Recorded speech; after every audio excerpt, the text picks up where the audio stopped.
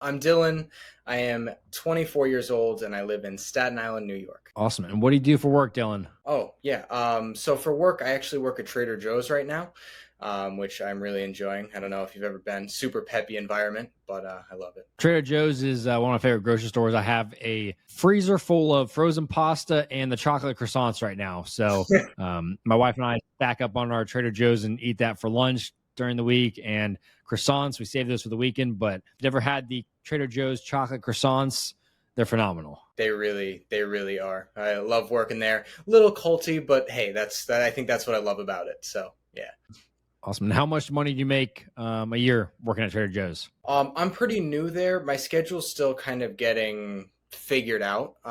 But as of right now, I'm on track to make about 35, 40. And are you hourly pay? Yes. Yes. And so you're making about $20 an hour, a little bit under? Yeah, thereabout. And did you go to college? I did. Yeah, that's actually where the majority of my financial situation comes from. But I went to college to be a cardiothoracic surgeon, started shadowing with people and realized that they wanted to jump off a building and I didn't want to be like them. So I kind of jumped over into a psych degree instead. Okay. So yeah, I mean, the medical industry is not a easy industry to be in at all.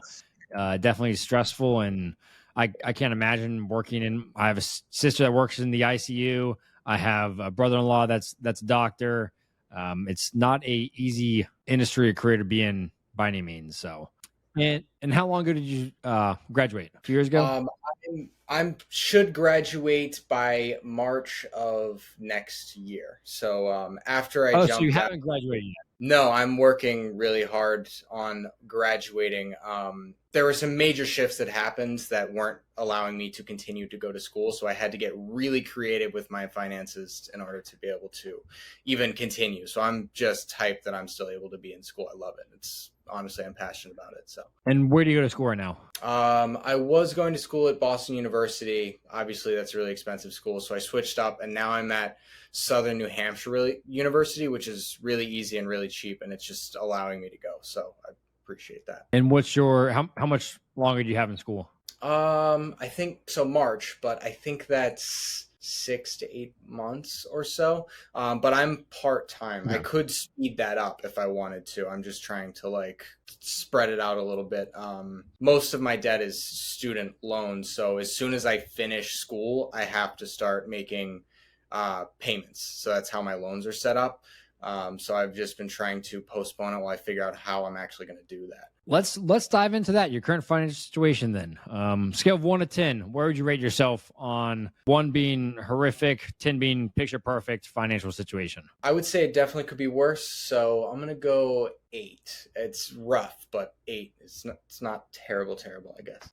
So you're saying your finances are pretty good? Oh, I'm sorry. Opposite, 2.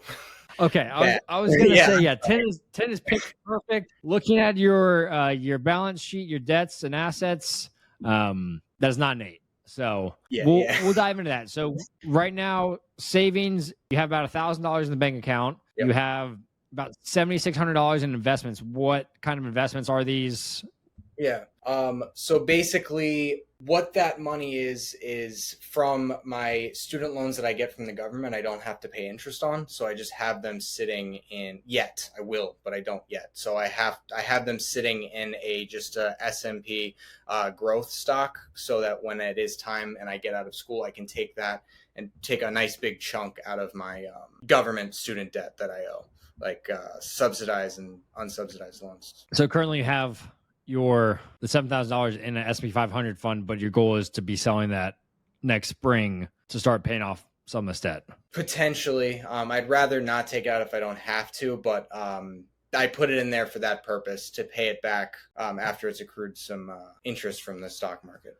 And when did you start doing that process? I would say a little over a year ago or so. My original investments are up about 12% last time I checked.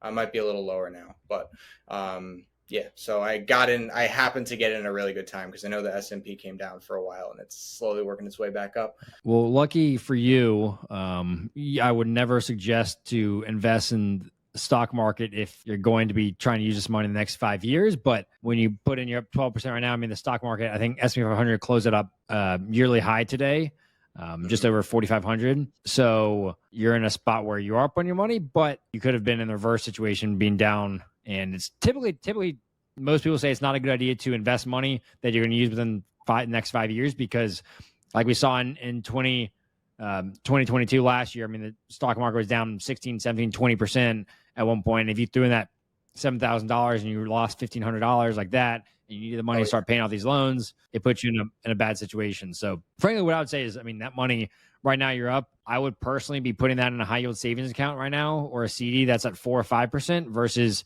having risk in there with the stock market. Because yeah, right now it's sitting pretty, but I mean, between now and next March, it's 8-9 months before your interest starts accruing there. I don't think I would sit here and want to gamble what that's going up $1,000, $2,000.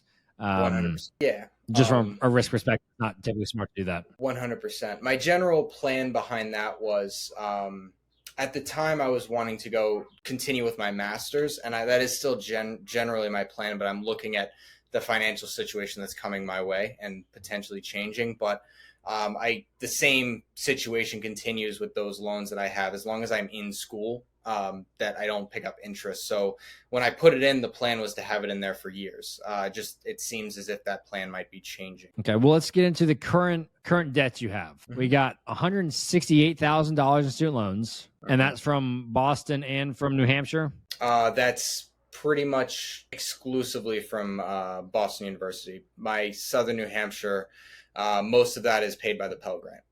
So it's very little money coming out. Okay, so you're not accumulating more debt for this fall semester or next spring? I think in total I'll accumulate between now and then about $1,000 of debt, which is I'm trying to pay out of pocket. Yeah. Yeah, I mean, I would definitely suggest trying to pay that out of pocket when you got $168,000 in student loans currently. And then you have $2,600 on a credit card. What is that from? The $2,600 on the credit card. So my grandfather was sick. He lives in Hawaii. So I wanted to go see him because I thought he was going to pass away. So I put plane tickets round trip to Hawaii on my credit card, and I've been kind of trying to pay it off since. But otherwise, I really don't like to use my credit card unless it's like buy food this month, pay it off, buy food this month, then pay it off. So that's basically where that debt comes from. And what's your interest rate on your credit card? Do you know? I think it's 29.99% or 25.99%. I'm pretty sure somewhere in that range. Yeah. So it looks high. 27.99. Yep. Yeah. Okay. And I would say one of them is on a travel credit card that is not accruing interest yet. And the other credit card is mostly paid off. So that's the combination total of the two. But okay, so you have this $300 card, but there's another $2,300 card that I don't see currently. Yeah, that one I didn't even send you the statements for because I haven't put anything on it since the Hawaii trip. I make a payment of about the same, I think $100 every month is what I've been making to kind of chop that down. It's probably not moving down much though with that. No, it's slowly getting down, but I'm trying to focus on the $300 credit card first because that's got an actual interest rate on it, and then moving all of my money towards the next credit card that doesn't have an interest rate yet. Yeah, I mean, I think that's a smart decision to go the snowball method here to clear off that first card and then go into the other one. But let's look at some of your spending for the last 30 days. We have $2,800 in withdrawals or other subtractions on your account in the month of June, May and June. Is a refund for $1,800? Yeah, that was so I got South New Hampshire? I got a student loan reimbursement, and I put it. That was from the government, the one without interest rate. So I took that and I added that into the portfolio that I have moving forward. Okay. Yeah, I see the $1,800 directly going to Ameritrade, Costco, State Farm, Trader Joe's, Costco, ShopRite, Trader Joe's, T-Mobile. You're spending $220 a month on T-Mobile. What are you buying from T-Mobile for $220? Your monthly bill is not that is it? So the monthly bill includes my internet. That is my monthly bill. It includes my internet, 2 phones with service, and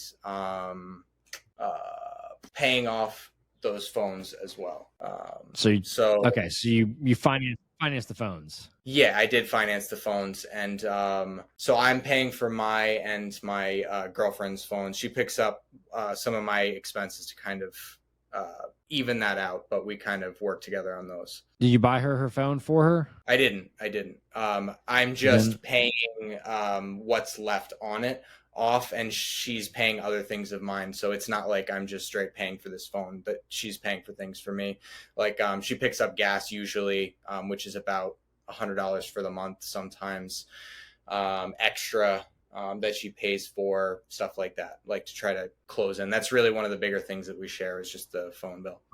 Okay. Yeah, I mean, I wouldn't typically suggest having girlfriend, boyfriend on the same phone plan unless one's directly paying for it. I mean, if she's paying for other stuff, I mean, you just don't want that phone bill looks just expensive as can be, $220, and that's one of your larger items in here. Mm-hmm. What is this check card, $181 on June 12th?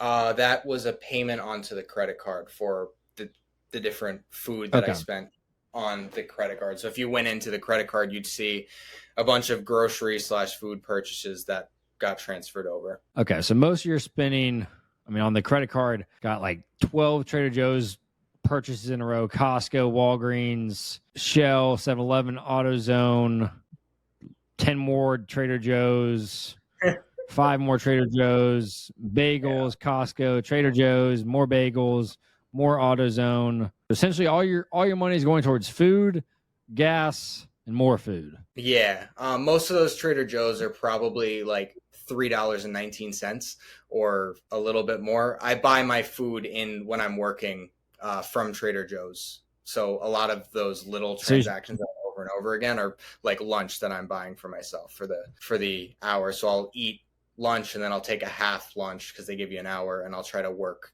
that extra half hour to pay for the food that I bought. It's kind of the general rule I try to follow with that one. Your food bill on the budget you gave me, you said you have $25 for eating out and $150 for groceries. That doesn't seem like that's when we got $124 in Costco at one transaction. That's 90% of the budget you told me, and you got 20 Trader Joe's transactions that are between $3 and $8. You got a bagel shop. You got more Costco. So that's definitely not accurate. Spending $175 a month on food. Okay.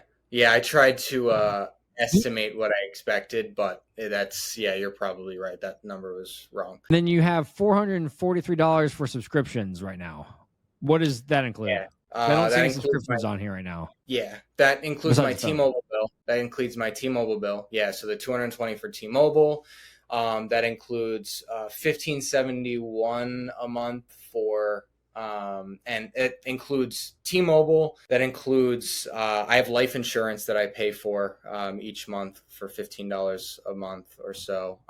It includes an Amazon Prime membership of about $8 a month.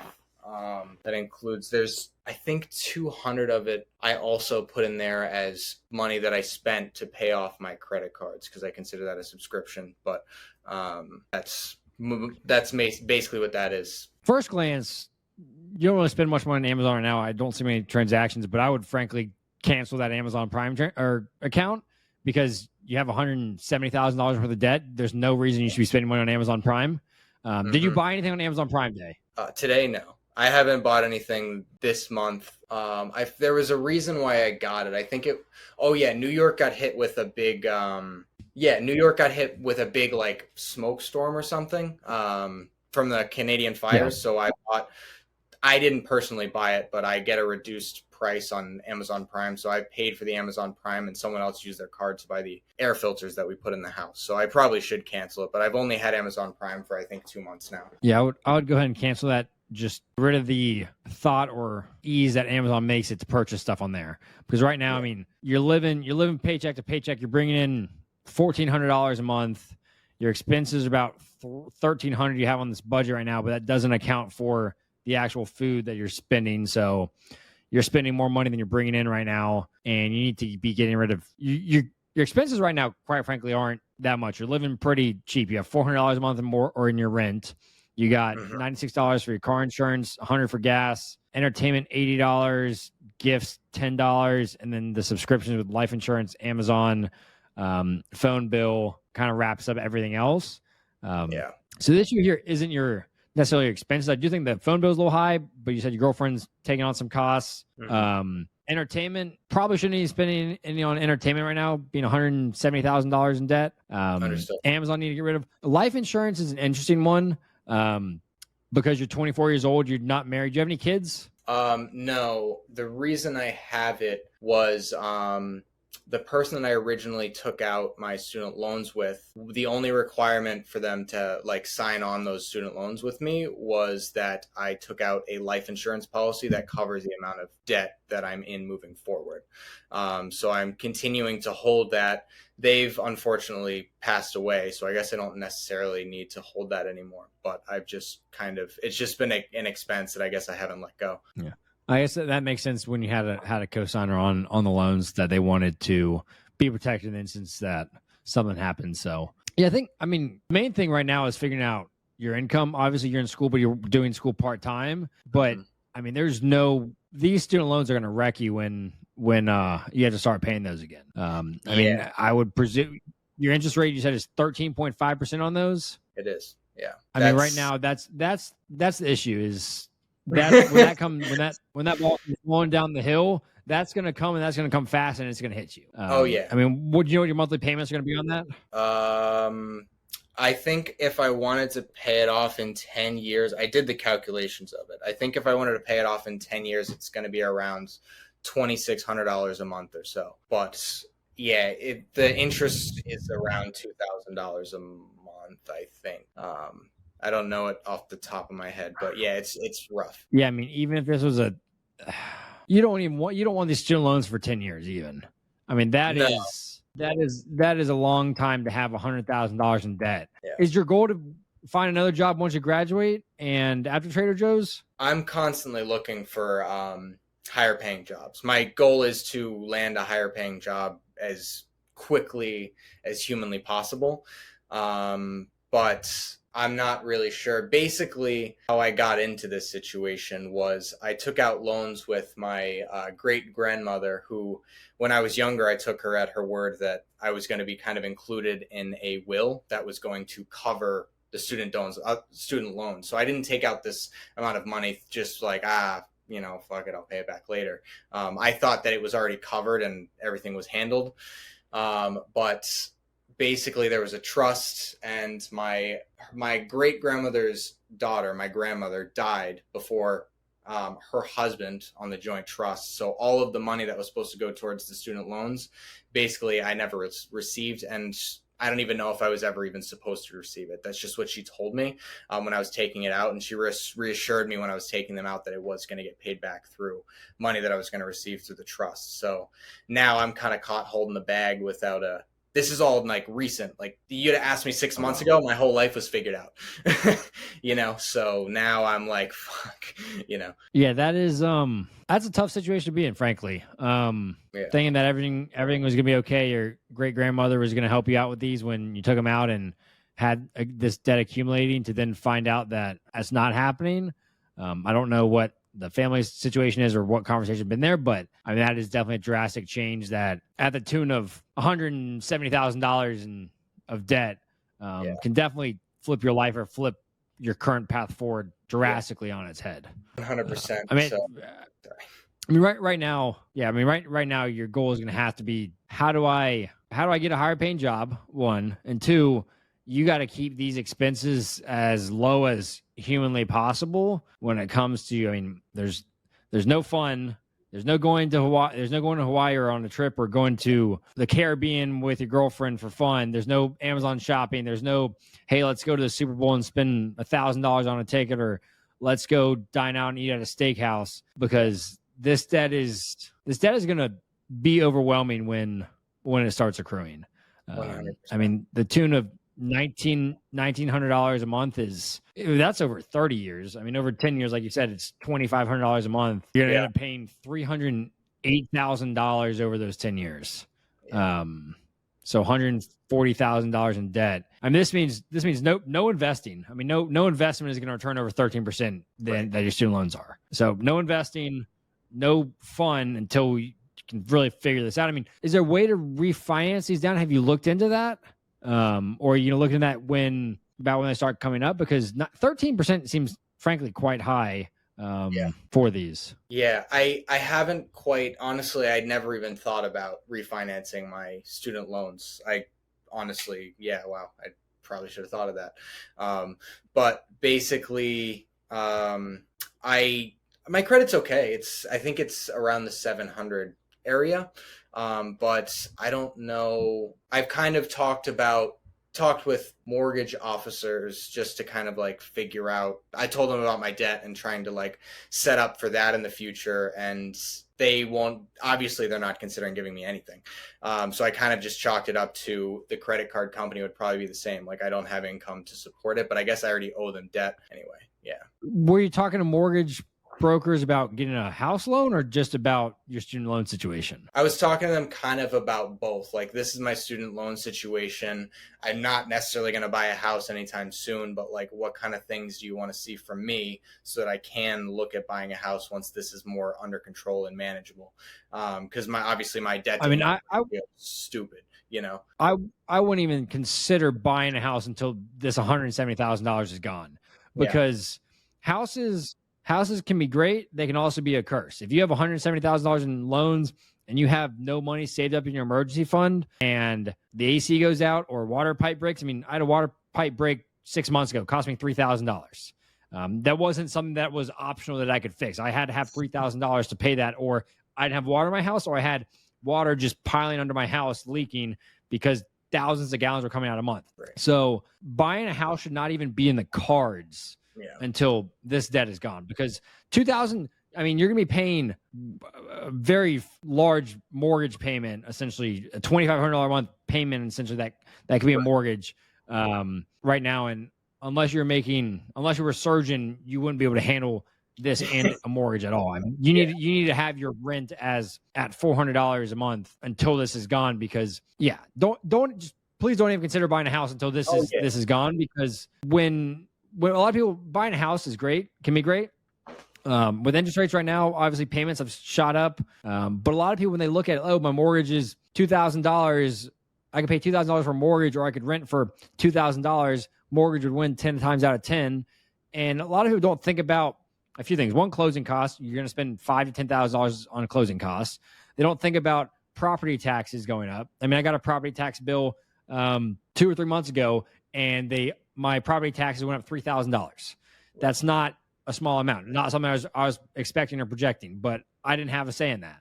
I can't really do much about it. I have to pay it. My water pipe went out 6 months ago. That was another $3,000. I mean, that's $6,000 this year that I didn't account for. I mean, granted, I had it in savings, so it's fine. I have like a house fund that I put away a couple $100 a month when stuff breaks.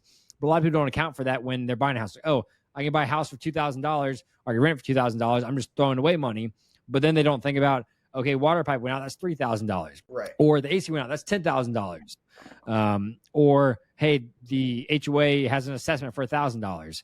And lawn care, termites, bug control. Right. I mean, all these different things. I have in my budget, I have hundreds of dollars a month that's set in my budget. That's, okay, this is for home services, for termite control, for bug people, for lawn supplies when I cut my grass and do things. I need to buy stuff for that. And then I have another sinking fund that's, okay, when the pipe breaks, that I'm accumulating money every single month when it breaks. And if nothing's broken for a year, great.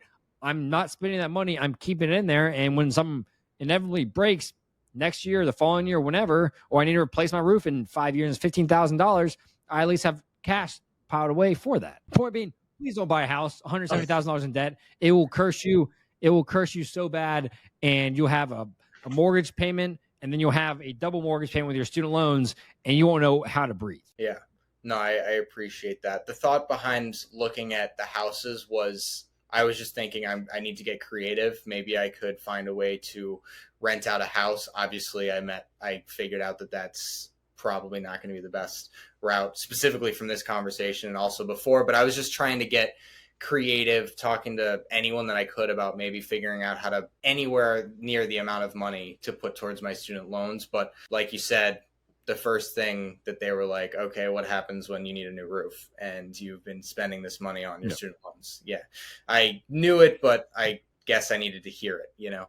And I mean, a lot of people think, okay, I can buy a house, turn that into an investment or rent it out, whatever, but you're still going to run into the same instances, whether you have tenants in there and they leave and great, you got 3 months of mortgage payments without any tenants in there. You don't have the money to do that, or the roof breaks in that, or whatever happens with the tenant. I have a buddy that has a rental property and his tenants left his house and they burned the entire kitchen floor out. Like he had to gut the entire house because the tenants left it in shambles. And if you don't have cash saved up for that, if you're not prepared, you don't have 6 months of expenses really set up or capital expenditure set up for rental properties, you're screwed in that situation as well. What's your goal, I guess, job-wise? What kind of field are you trying to go into? And what's your expected income to get up to once you graduate? Yeah, when I graduate, the problem with psych degrees, you really need a master's to for it to come online to be like a counselor.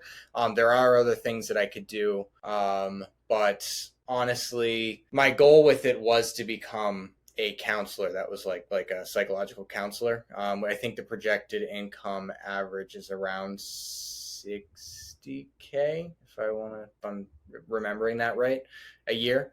So nothing like spectacular. It's pretty. It's humble work, you know. But I'm not exactly sure. I'm kind of having now all of a sudden needing to make decisions based off of not just what I want to do with my life, but also now I have to find out how to take this degree that I'm about to have and turn it into the maximum amount of cash printing that I can so I can pay back this debt. So I don't necessarily have a choice in what that is. It's going to be the highest paying thing that I can find to allow me to have any quality of life. Yeah, I mean, right now, I would 100% agree that right now you don't have the choice of, hey, let's take the cheaper, lower paying job that has a better work-life balance that is your dream job, because even making 60K a year, your net income is going to be probably lower just about what your monthly payments are going to be. If you have $2,500 a month more, minimum payments on your student loans. Right. So right now, your goal for the next 5 to 10 years is going to be get the highest job paying possible. And what can you do on the side, whether it's Uber driving, Lyft driving, stocking shelves on the weekend, working at Trader Joe's on the weekend, and finding things that you can make additional income on top of whatever your salary job is. Otherwise, you're gonna wake up when you're 60 years old and you're still gonna have so much debt. Because let's see if we can look at an amortization schedule. 20 years. What is the loan term on your loans? Is it 20 years? Is it 30 years? Do you know? I think it's 20, but I don't know off the top of my head. Loan. So let's look at loan amount 168. We'll go off a 20-year term. Interest rate is 13.5. I mean, geez, the first year of payments, 20-year term, it's $2,028 a month. $1,890 is going towards interest. So that means $138 is going towards the principal every single month. And you need to do everything possible that you can to be able to pay additional payments on top of this minimum payment.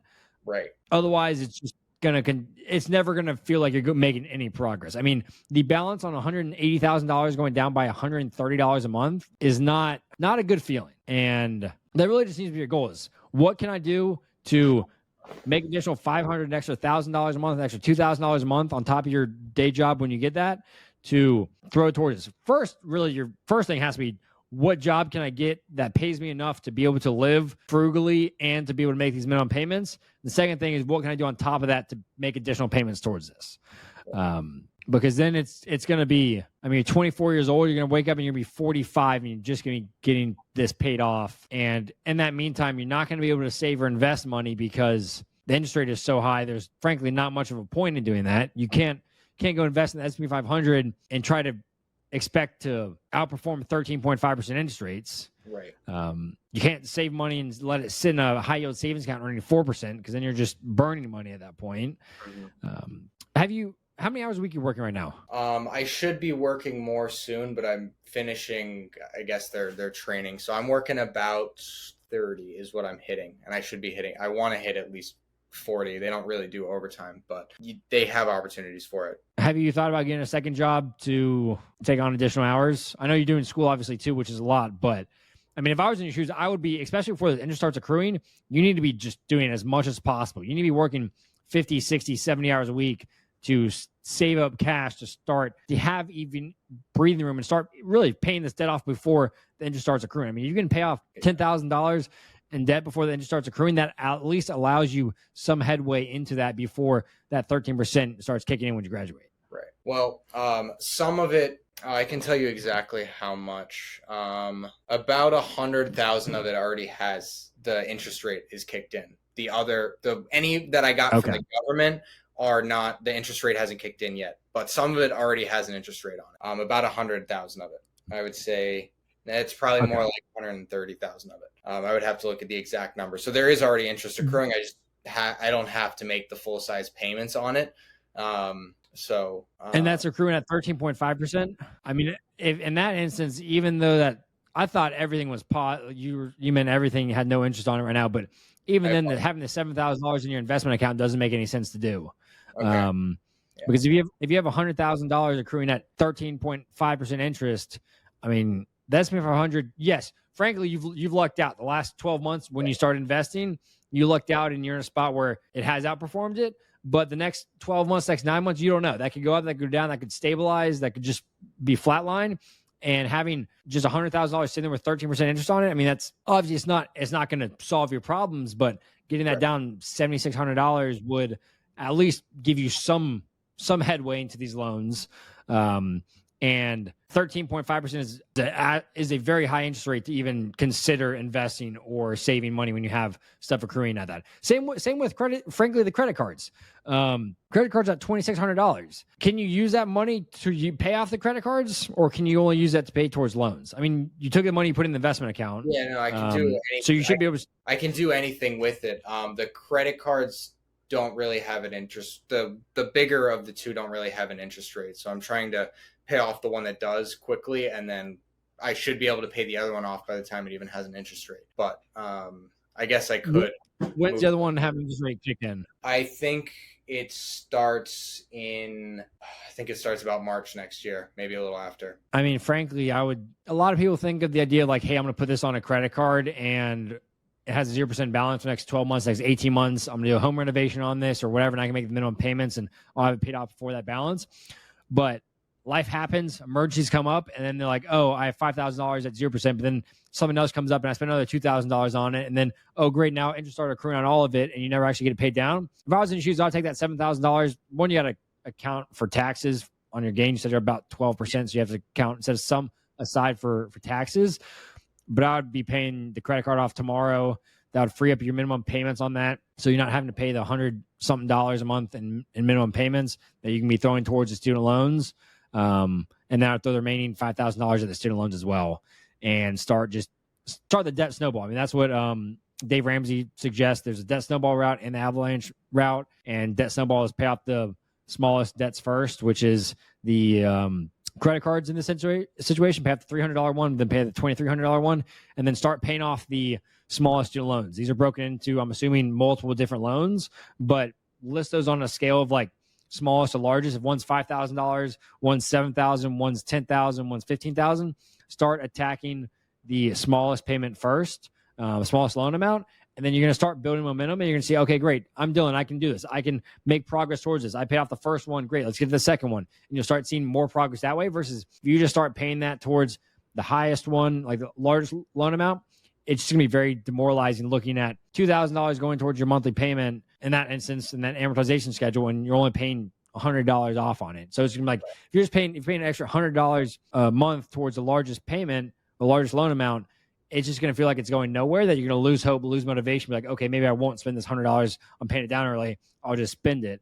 So if you can get that momentum going, buying or paying off the smallest student loan first and create that debt snowball route, you'll feel a lot of progress. You'll see a lot more momentum initially versus no progress at all. Does that make sense? It does, yeah. That's what I would do. I mean, I wouldn't let your investments sit in there with a credit card debt first and foremost, and then the student loans at 13.5%. You're not going to outperform the market 95 times out of 100. Right now, you're in a spot where you probably have a little bit outperformed that 13.5% with the market rallying a lot in the last couple of weeks. But that's not something I would bet my future on or bet the future funds you have in the investment account on. Right. So at what point would you consider, like, I don't know, bankruptcy for someone who's not even able to make the minimum payments? Like, let's just say I get to a point where I get up to March and I still don't even have a job, or the 2 job incomes that I have isn't enough to pay off the interest plus continue I think I live on like a little over $1,000 a month, which is honestly very cheap for the area that I'm in. I mean, bankruptcy, pretty sure the only way you can discharge student loans in bankruptcy is if you prove like hardship. But bankruptcy on student loans is very, very difficult to do. I would not even put that in the picture. You're 24 years old, frankly. You signed on the dotted line that, hey, this is something that I'm going to take on, and you need to figure out what is the path to get out of it, because bankruptcy is not easy too. It's going to take a toll on you. There's a lot of things with it. And frankly, most of this is not going to get forgiven with bankruptcy. It's not going to go away. Right. That's the hardest thing to remove off the table in bankruptcy. So I wouldn't even put that in your mind. I wouldn't even put that like on the table. It needs to be, what can Dylan do to find a high paying job? And what can Dylan do to find side gigs, side hustles, gig work with Uber, Lyft, Uber Eats, whatever it might be, and get out of this as quickly as possible. I wouldn't even put it on the table. Understood. I have a few questions just about your financial upbringing and stuff. Did your parents ever teach you about money or talk about money growing up? Not really. I grew up with both my parents are heavily addicted to substances. So I was one of the best with money when I was younger, but obviously not. I know my parents are also in debt, but obviously not to this extreme. But actually they might be. I don't even know, to be completely honest. But no, not really. I didn't really have much guidance with money at all. And what's your current budgeting strategy? I try to spend as least amount as I can on everything. That's really just my budgeting strategy. Obviously it's not working in some areas, but do you track your spending? Yeah, I have a budget sheet that I keep to kind of make sure that I'm at least coming out of the month positive. But it's not $2,500 positive. Not working? Yeah. I'm coming out positive or very close to positive. Based off the budget you gave me, I don't think you're coming out positive right now. Right. So what I would suggest, and I mean, a lot of people like their spreadsheets, but there's obviously a lot of manual stuff you have to do with exporting files, doing this. Right. Find a free budgeting app. I mean, I use mint.com. It's free. It's easy to use. You can link every single account to it. It categorizes. You go to Trader Joe's, it categorizes everything on there. Okay. You spend money on gas, it categorizes down in the gas category. And that way I can pull up my phone, I can look at it, I can see, okay, I spend this much money on this category this month. Maybe next month I should tune it down, or hey, I can go out to dinner this weekend and go to a nice dinner because I'm far back on my budget. Like I have plenty of room for the rest of the month. And it automates it, so I'd never have to export my expenses or copy them from a spreadsheet from the bank statement to the spreadsheet. So I would get on an app and do it and figure out. You're also going to uncover things that you didn't know you're spending money on, whether there's an extra subscription you're paying $15 a month on, or hey, you're actually spending $300 or $400 on food versus the projected $175 right now. And you'll see that and you can say, okay, I need to cut this out or I need to cut that out. And you'll be able to find money really quickly doing that. So I would definitely suggest doing that, because if you don't measure it, if you don't track it, then you're never going to know where your money's going. You're never going to be able to make progress. You're never going to see progress. All you're going to see is money coming in and money going out. And without tracking it, there's a book called Measure What Matters. It's a business book, but it's like or whether you're trying to lose weight, it's like if you don't measure it and keep track of it, then you're never going to know where you are on that. If you step on a scale every single day for a year, chances are you're probably going to be more conscious about eating decisions that you have. You're not going to eat the chocolate bar. You're not going to eat the fried food. If you're stepping on the scale and you see it go up one day, you're like, okay, I need to eat healthier today. The next day it goes down. You're like, okay, great. I'm making progress. And you're going to, because you're measuring it and you're tracking it, you're going to be a lot more likely to be successful with it. So if you're not tracking your expenses, it's very impossible to walk into wealth and it just happened by incidents. It's very unlikely to get out of debt just wandering through a forest without a plan and without tracking that. So you need to get on a budget and tracking every single expense. You need to be reviewing that every single week. That's why every single week I sit down with my wife and we look at our expenses for the previous week. And you need to start figuring out what your plan is when these debts are coming due and payments are due. You need to figure out what your monthly payment is on that. You need to figure out what your minimum viable income is to live what you're currently doing and make these minimum payments, and figure out at the minimum, get to that minimum income level before these payments kick in. And number two, before that would be the goal, is get a higher paying job or work on the weekends, get more hours, work overtime, and start paying off these debts quicker. And then I guess last thing is the investment account should not be happening right now. Right. You should sell those, pay off the credit card debt tomorrow, and then start attacking, list out the student loans, smallest to largest, and start attacking the smallest one first after you pay off the credit cards. Frankly, it's not going to be an easy next 5 to 10 years. Yeah. It's a large amount of debt to overcome. Making $40,000 a year, it's going to be impossible to do that and to feel like you can even breathe. So really, it comes down to an income factor here, and making sure that as you make more money, that you are not increasing your lifestyle. Like, you can't afford to go spend $1,500 a month on rent. You can't afford to go get a new car. You can't afford to eat out at steakhouses. And it's not going to be easy, but you're young, you're 24 years old, and you were on the path of becoming a surgeon. You obviously are an intelligent human being and have all the capability in the world to go find and get a high-paying job or a higher-paying job and make money, save money, and understand your finances and how to get out of debt quicker. Right. The beautiful thing is you're young. You're 24 years old. You have time on your side. You have youth on your side. People want young, smart individuals to come work for them. You have that on your side. You're not 50 years old with $100,000 in student loans still, or 70 years old and have $100,000 in credit card debt. So you have time on your side from that factor. And this journey is going to teach you a lot that you probably never want to be in debt again. And by the time you get this paid off, you're never... Frankly, right now, you should never carry a credit card balance again.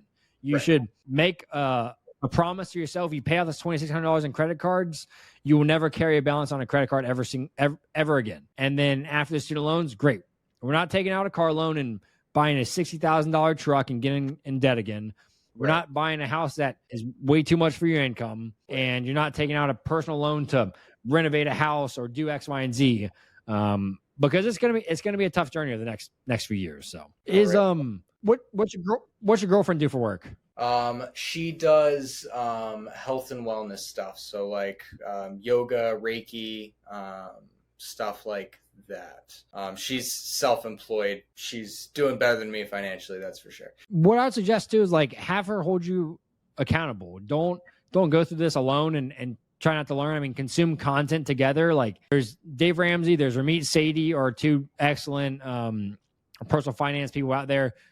Dave's great about paying off debt. A lot of people use him for paying off debt using the debt snowball. I think he's phenomenal with that.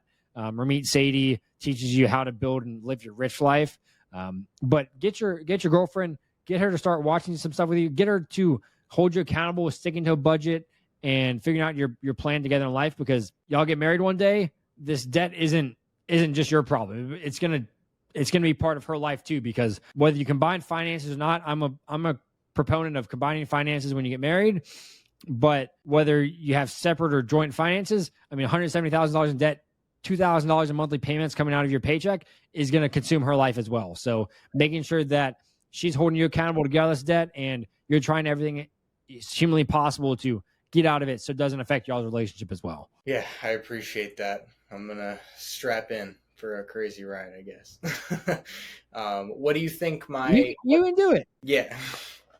What do you think obviously I should be trying to take the largest amount possible, but what do you think my goal as far as minimum amount that I should be looking for as far as a yearly income with my current situation? What state are you in, you said? New Jersey or New York? New York City, yeah. I mean, the goal would be 100K at least. I don't know how feasible that is in your field of work. I could potentially, but that would give you. Go ahead. Oh, I said I could potentially look at joining the New York City Union, which it has potential to pay around that amount.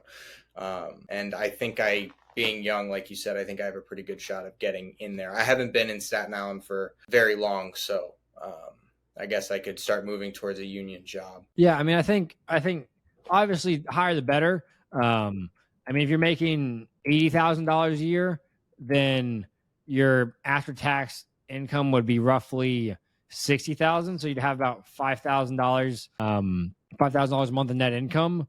With your current expenses, if you keep them the same, you'll have about $3,500 a month that you'll be able to throw towards a student loan. So an extra $1,500 a month. I mean, frankly, that would be what my goal is how do you pay an extra $1,000 a month at least towards these student loans to pay them off quicker?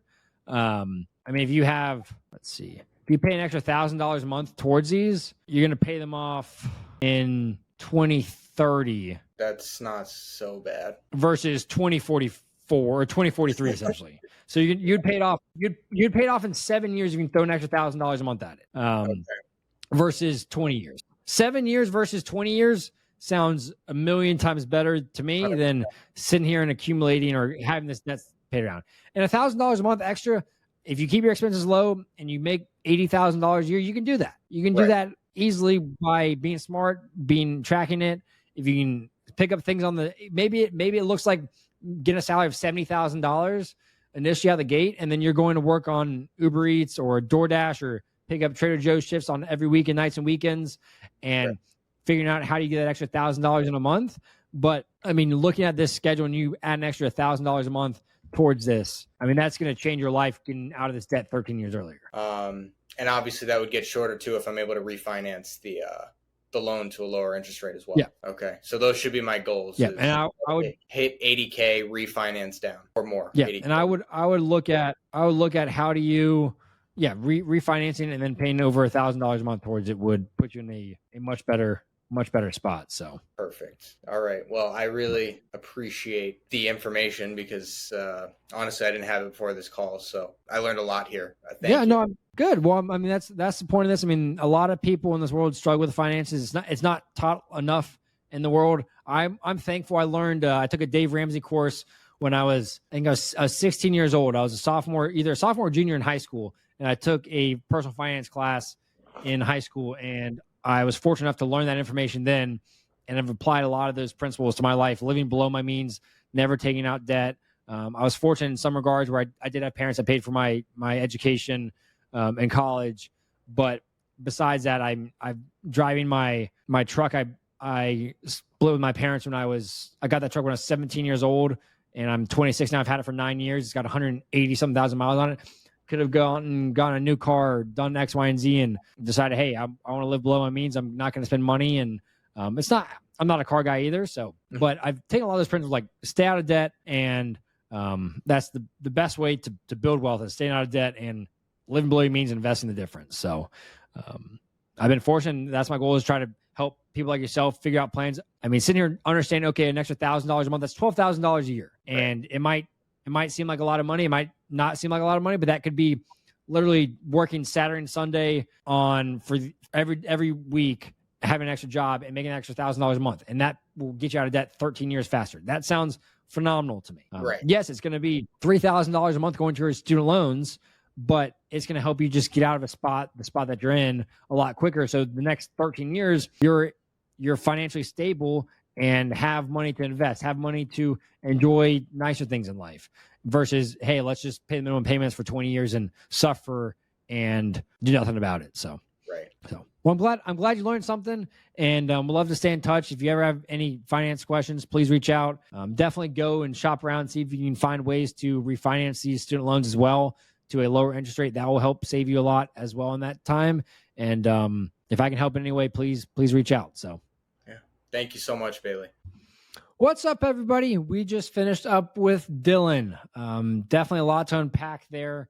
$170,000 in debt right now with his student loans and his credit cards. It's not going to be an easy journey for him, frankly. And I hope that he can find himself a good job next spring. Hopefully he can find some extra work between now and then as well to start paying these loans off quicker. Hopefully he can refinance those loans. But $170,000 in student loans with a 13.5% interest rate will eat you alive unless you are paying extra payments on it. I mean, like I said on that call, out of $2,000 going towards that on a 20-year term, 190, 150 of that is going towards the actual principal. And that is not a progress bar that is moving quickly or moving, frankly, at all with those types of payments and interest rates. So hopefully he can refinance those to a lower rate and find a great paying job to continue living how he is. He's frankly living pretty frugally. There's very minimal things in his budget that you could cut besides a little bit of food here and there, and his phone bill with his girlfriend, which he said she's paying for other stuff, which doesn't bring his expenses up. He lives cheap, $400 a month in rent. So really it comes down to an income issue at this point. He's got to go and get a high paying job and live like he's living right now, not spending any money on food, not spending any money on rent, and get attacking this. And if he can pay this off in 7 years, he'll be a much happier person and feel free and be able to enjoy life. So, if you learned something on the show and wanted to join and come and talk about some financial situations, debts, or struggles that you're having, we'd love to have you on the show. So make sure you drop me an email. The email's in the description, and we'll see you next time. Thanks for watching.